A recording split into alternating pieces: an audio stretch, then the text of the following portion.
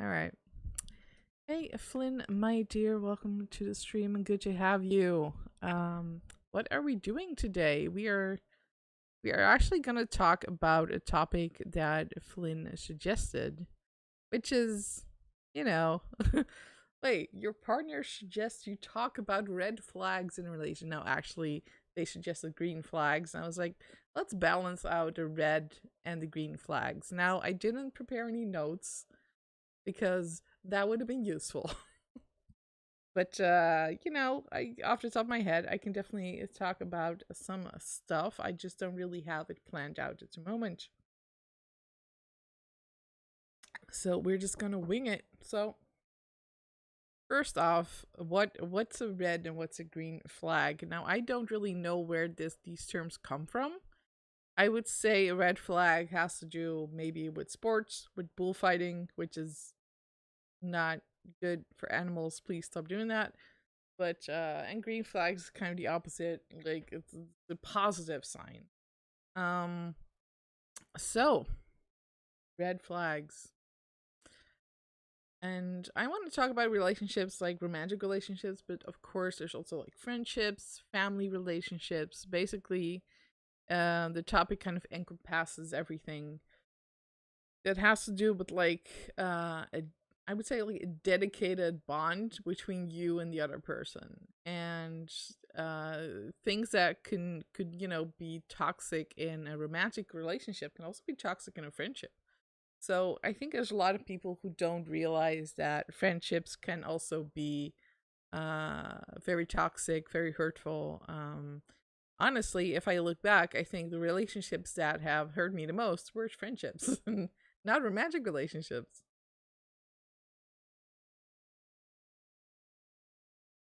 So, what I kind of want to do is kind of talk about a specific red flag and then look at what the kind of the corresponding green flag is. Like, okay, how do I recognize that kind of behavior and what's actually the way things, what's a healthier, better, positive alternative? And I don't want to brag, but the relationship I'm in is pretty good. There's pretty much only green flags. I haven't really gotten any red flags. Mostly it's me thinking I'm not I'm not doing a good job and getting, assured that I am. Um so that in itself is good. So like I like humble brag, yes. But it took a while to get to this point to be in a relationship with someone who kind of treats me well, who I can treat well as well.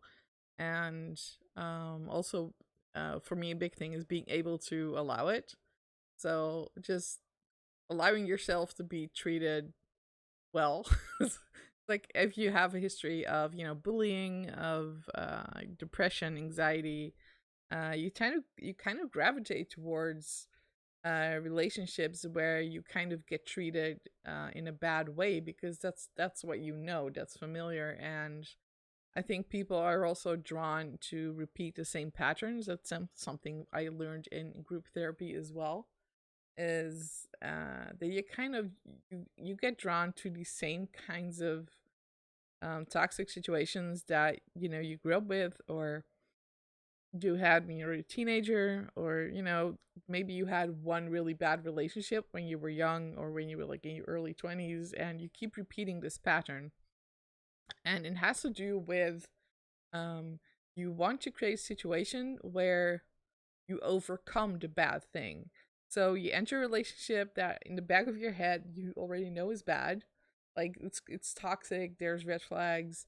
But what you want to get out of the relationship is a reconciliation, that things work out. So you fix them or they fix you, or something happens that makes it okay, because that's deep down that's what you always wanted.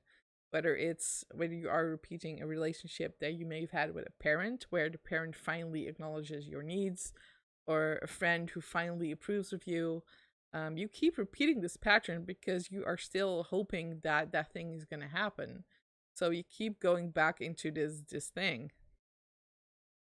Yeah, and that is a part. I think that's like the motivation is that people have, that they want to repeat this pattern, and a consequence of that is having poor boundaries, because you don't feel a drive to keep up those boundaries because you're just stuck in this toxicity.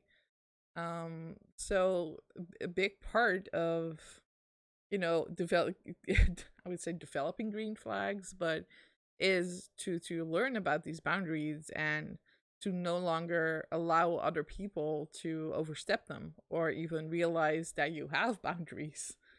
So for me, that was like, I didn't even realize I had boundaries, but once I did, I still allow people to cross them because I was still trying to repeat this situation. Like someone who is emotionally distant, because then I want to be able to get them to not be that, and then I have somehow conquered this past, and that's in a way that is also a red flag if you're in a if you're in a relationship with someone who is stuck in this old pattern and who isn't really seeing you for who you are, but they're just kind of projecting some kind of past persona on you. That's also a red flag. It's not good.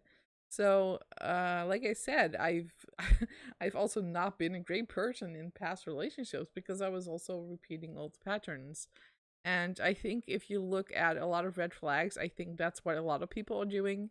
And I think the most toxic relationships happen, and I'm not talking about romantic relationships, but also friendships is when you have two people who are both in this old pattern and they're, sticking together, and they're just making things worse. And there's lots of drama and there's lots of fighting because that's what happens when people are stuck in their own past and they don't really see the other person. They just keep seeing the old stuff, their old fears, their old, anger. I used to give people who did bad things lots of chances because they wanted my first love to give me another chance. Exactly. So you had one event that hurt you really deeply, and trying to heal that pain, you keep repeating that pattern instead of moving out of it, creating a situation where you can actually get what you need, instead of like ramping up with this kind of terrible situation because you kind of want things to work out. So I feel like that is the pattern behind a lot of toxic relationships. So that's just the biggest red flag is people are not seeing you for who you are. They're just kind of stuck in this old stuff. But it's really hard to see that because I think the red flags that are really easy to see have much more to do with action and behavior and not necessarily what's going on inside them because you're not a mind reader. So how would you know? How would you know that that's what's going on with them? Um so let me think. I think the easiest red flags to spot have to do with boundaries because that's where the this is where conflict happens. So a big red flag is if you indicate a boundary and it's a very simple one. So let's say that you have a boundary that is, um, let me think of something easy. I bought a drink, and I want to drink it, and I don't want you to drink it. Like it's very simple. You just don't want someone touching your stuff, even though they could buy you another drink, whatever. You just don't want them to do that. And when you tell them that, a red flag would be that they immediately get upset at you. You're like, why? I could buy you another drink, and why is this such a big deal to you? What if I'm thirsty? And um, they just get really upset about it and really either very emotional, either angry or really sad. And regardless of why they have those feelings, because it could be their trigger as well. It could, they have stuff going on. The problem is that they're getting really upset with you. And it was like a small thing. And the problem is that once they start to convince you to do something else. So even if someone gets upset, that's not necessarily a red flag. The problem is that they are trying to get you to move your boundaries. trying to get you to think, okay, well, it's fine, or never mind, drink it, whatever.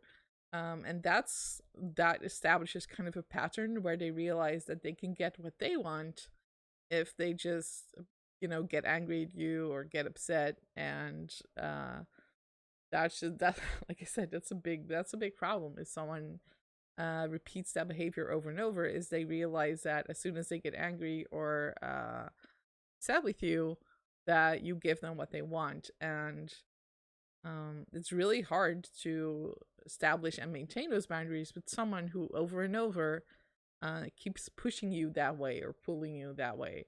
And there's a lot of people, myself included, who have very much learned to adapt to others and try to avoid conflict. And that is how you end up in a relationship where you've actually completely adapted to this other person, because they figured out that, hey, if I get upset, this other person's going to do what I want. So, and like I said, that can also come from their trauma, but there's a certain point where that is no longer your problem because you have to take care of yourself first. You have to protect yourself first. And I feel like I see that a lot with people being very codependent, like two people who each have their own trauma, and they just kind of try to support each other, but they just keep upsetting each other in order to try to get what they want to fill up those needs, instead of meeting each other at a more sane level, I would say. Yeah, if people treat boundaries as a challenge or a debate, that's a red flag. A green flag, simply accepting the boundary or checking whether you understood it correctly and then respect it. Yeah, exactly. So let's take the example I said. So let's say that you rationally think, well, why is this, me taking your drink such a big deal? Yeah, I can buy another one. What if I'm really thirsty? And you don't really get upset. You just don't really get it. And you're like, yeah, but, let's say you live together and you're like, it's our stuff, right? But, to this other person, it's like, it's a big deal to them. So then you have to think about, okay, well, I respect that it's a big deal to them. And instead of doing something toxic, which is to get upset at them or try to second guess them, or another red flag would be like, are you sure it's such a big idea? It's such a big deal to you? Trying to tell them what they should feel about it is a huge red flag. So, and this kind of pattern is generally described as gaslighting. And gaslighting is basically telling someone that what they think or feel is not accurate, is not actually what they think or feel. Like, the thing isn't happening. They probably remember it wrong. You got it wrong. You're mistaken. It's really like the way I say it is. Like, that's very, very red flag. So, like, a green flag is indeed accepting boundary. You're like, okay, that's your drink. I might not logically understand your point, or I see another way we could rationally solve this, but if this is so important to you, I respect your boundaries, and okay, I won't touch the drink. So that's a very good green flag, is you kind of repeat the boundary back to them. So that tells them that you listen to what they said, and then you accept that what they said and respect it without pushing your point of view, even though you might not see why this boundary is important to them. Because that's a big thing about boundaries, is you don't have to understand where it's coming from. It's important that you respect it. Yeah, checking whether you understood correctly and respect it. Exactly. Um, and these things, once again, can be difficult because, and I've seen this, is that someone kind of twists this exact reasoning once again to suit themselves. So they'll be like, get really upset in a way, in the earlier attempt to manipulate you, and then they're like, this is my boundary. You're crossing my boundary. You're gaslighting me. And this is literally what happened to me. Is that a friend of mine was using this kind of rhetoric back towards me in order to make me think that I was being toxic, when in fact they were manipulating me in that way to get me to once again do what they want. And that was a mind-bending one, and eventually I cut off contact, mostly because I couldn't figure out a way to explain this to them. because it was so loopy. I couldn't figure out a way, and I was like, I gotta step away from this because I don't know how to solve this. Yeah, it does make it safer to explain where it comes from. Absolutely. Yeah. People who debate boundaries, that's a red flag. It's just that's it. That's the flag. Like, don't debate people's boundaries. When someone indicates that that is too far for them, you can do two things. You can either say yes, I accept that, I respect it, or you can do whatever else it is, and that is a red flag. Like, whether you're debating it, whether you try to convince them like otherwise, whether you're trying to push it, whether you get upset at them, or whether you say no, all of that is not respecting a boundary, and that is a red flag. And that's just how it is. The only other thing you could do is just walk away. It's just cut off contact, leave. That would be the only good thing. If you don't know how else to deal with it and you can't accept it, walk away. Yes, and it definitely happens with very toxic people who appropriate this language in order to deflect it off themselves and throw it back at you. So there's a lot of stuff happening.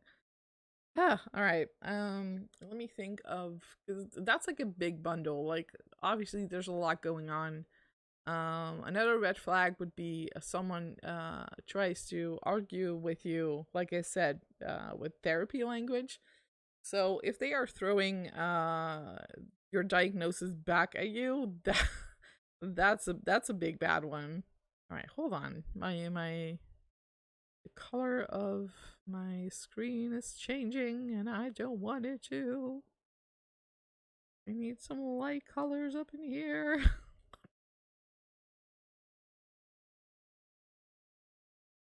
There's an exception where something is open to negotiation. Yeah, I get that. I get that.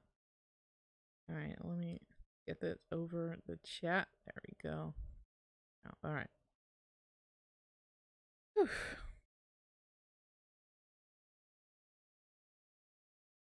So if someone is telling you that something you said or did or feel is because of your diagnoses, that's also a big red flag.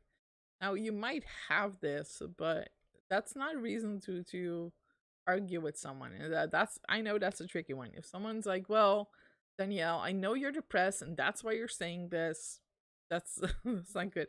Instead of being like, "Hey, how can I support you?" or "I understand you're going through a rough time," um, just the sentence of, "I you have this diagnosis, and that's why you are."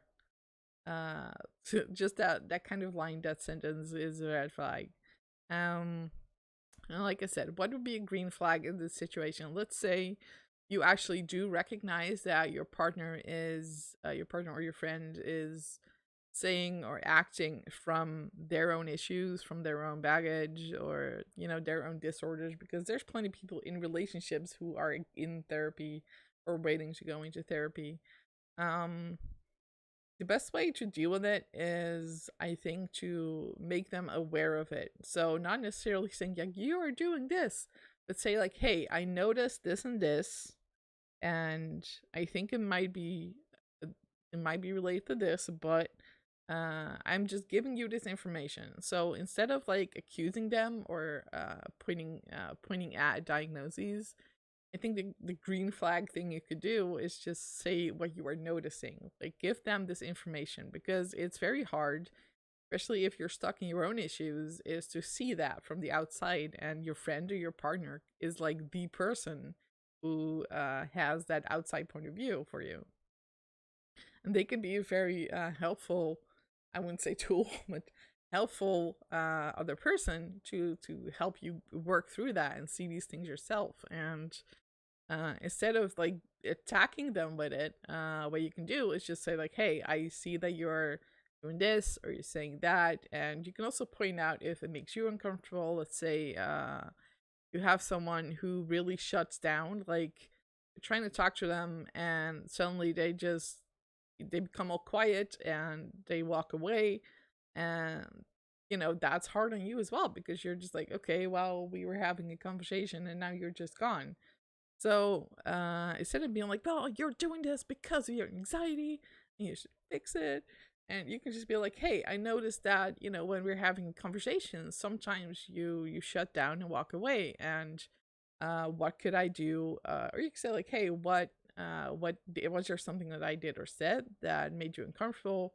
And what can I do for you in this situation? Do you want me to leave you alone? Do you want me to go after you? Do you want me to send you a text? So you can kind of, once the situation is over, you can, come back to what happened and check in with them without, really pointing fingers and really attacking them on this behavior. So I feel like that would be a green flag. Yeah, just seek to understand what's going on with them.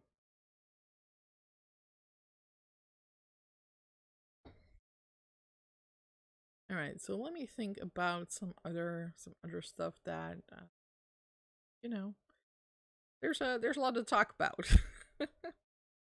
So what would be another red flag? So let's say that someone isn't necessarily challenging your boundaries, but they're already trying to push you to do certain things. So it's not necessarily that you drew a line or anything, but there's something that they want, and they're already trying to push you towards, giving in. And I feel like that's a red flag. And it's really hard to you look like Lisa from Blackpink. Oh my god, that's such a huge compliment. I'm not sure I do, but thank you, Nathan Garcia. That's awesome. I wish I looked like Lisa from Blackpink.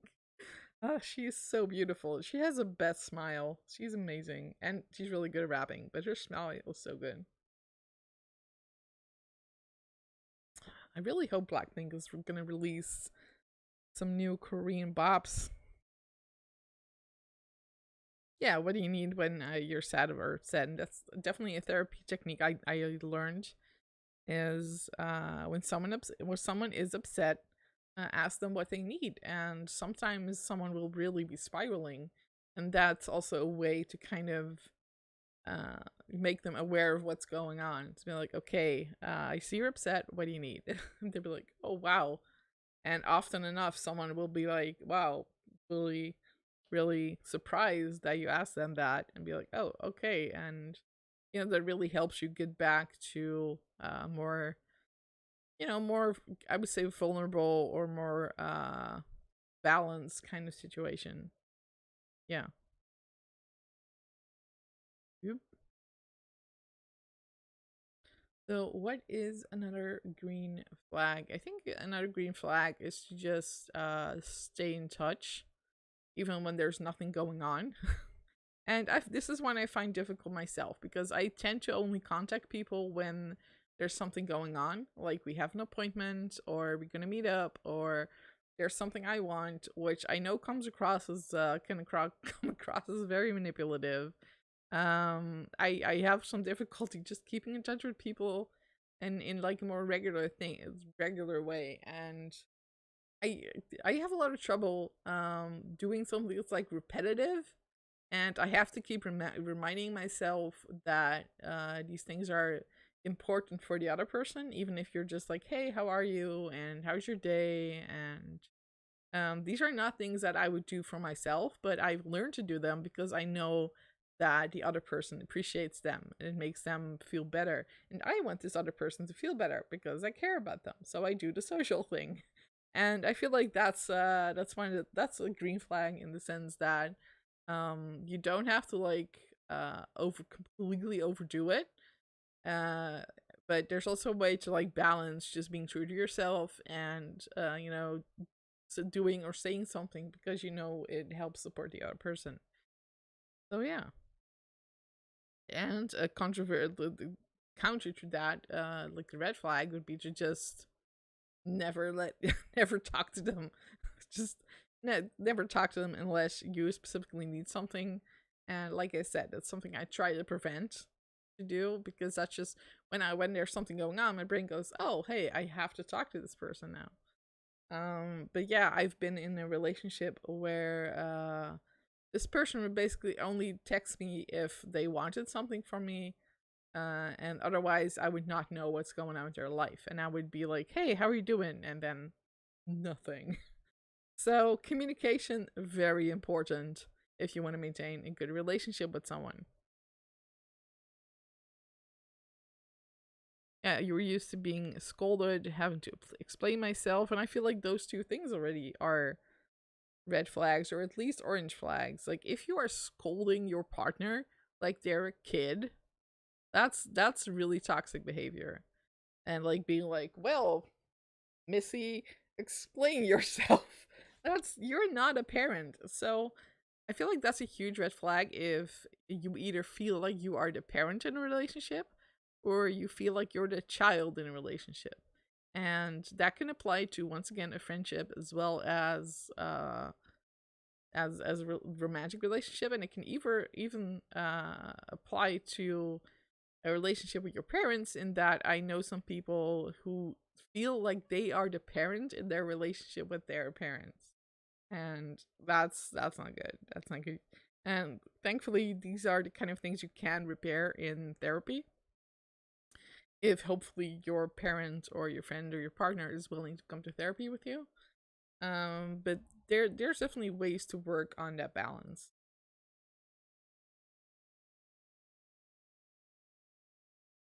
Like you should feel like you are an equal with this person, like you are you can voice your concerns and they can voice theirs, and you're gonna meet on the same level, instead of being like a parent or feeling like you're a child and you did something bad.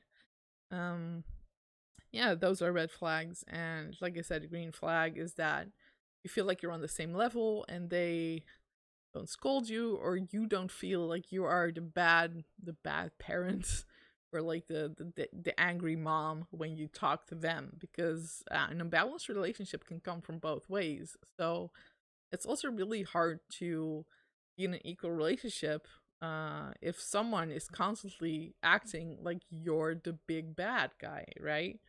and and similarly, like it's also not nice to feel like your partner treats you like the child. So these are kind of the patterns. Once again, what I started the conversation with is that people will keep repeating this, and this often comes from childhood. So they will repeat this pattern that they had with a partner.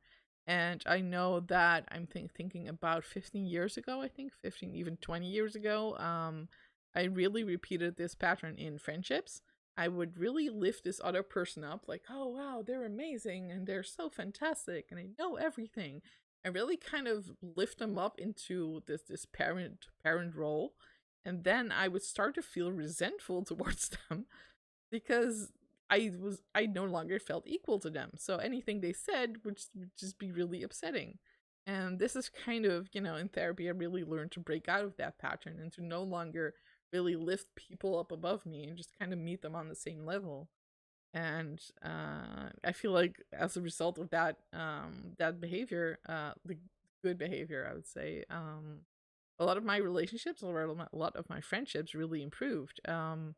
But I also lost some friends because those were people who were not willing or able to come to the same level with me, because they were either stuck in their role or, something else was going on. And this is what I really found in the past, I think, 5 to 10 years, is I gradually lost friends who were stuck in this toxic pattern, who were not really able to respect my boundaries or listen to them, or and it wasn't even like, yeah, well, some cases it was a really conscious decision of like, hey, bye, but some cases I just kind of lost contact with them. And that's fine too. If you start establishing your boundaries, you'll find that the people who don't respect them, they're probably gonna leave. And generally that's a good thing. It can be, a painful thing for you, but I think it's ultimately for the best. All right, I think that concludes my talk. If you have any more questions, let me know before we jump into Mass Effect.